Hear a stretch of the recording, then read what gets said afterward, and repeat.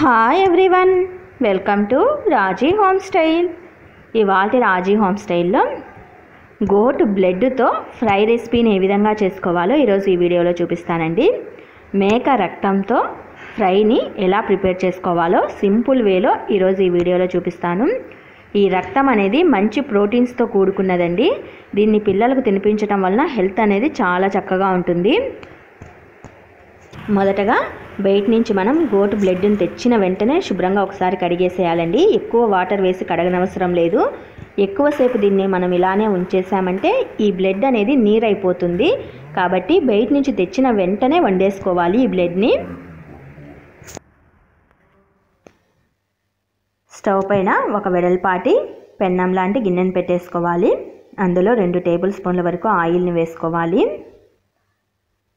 Goat బ్లడ్లో omega 3 fatty acids ఉంటాయండి. అవి పిల్లలకి చాలా మంచిది. ఎన్నో ప్రోటీన్స్ కూడా ఉంటాయి. అప్పుడప్పుడు పిల్లలకు మనం బోటీ ఫ్రైని అలాగే బ్లడ్ ఫ్రై రెసిపీని తినిపిస్తూ ఉండటం అలవాటు చేస్తూ ఉండాలి. అవి కూడా హెల్త్కి చాలా మంచిదండి. ఆయిల్ వేడైన తర్వాత కట్ చేసిన పచ్చిమిర్చి ముక్కలు అలాగే ఉల్లి ముక్కల్ని వేసేసుకోవాలి.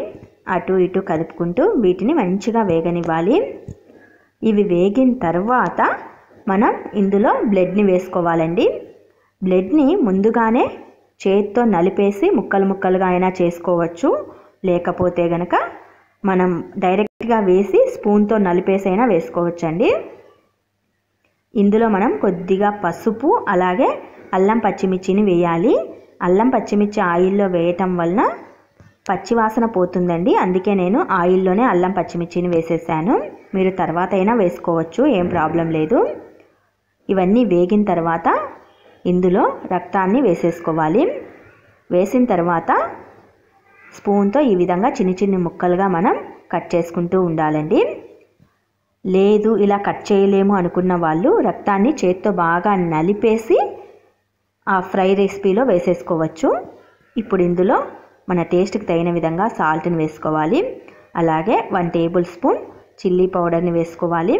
2 టేబుల్ స్పూన్ల వరకు ధనియా పౌడర్ని కూడా వేసేసుకోవాలి.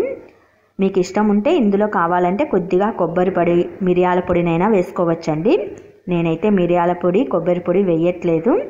పిల్లల కోసం ఈ 2 ఇంగ్రీడియంట్స్ అయితే చాలా అనిపించి ఎక్కువగా స్పైసీగా చేయట్లేదు. వీటిని అటు ఇటు కదుపుకుంటూ తేమ శాతం అనేది ఏమీ లేకుండా ఫ్రైగా చేసుకోవాలి.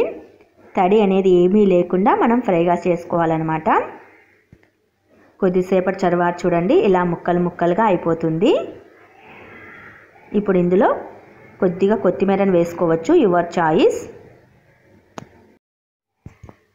ఇంతేనండి, గోటు బ్లడ్తో ఫ్రై రెసిపీని సింపుల్గా 5 నిమిషాల్లో ప్రిపేర్ చేసుకోవచ్చు. పిల్లలకి వీటిని తినిపించటం వలన ఎన్నో ప్రోటీన్స్ పిల్లలకు అందుతాయండి. హెల్త్ కూడా చాలా చక్కగా ఉంటుంది.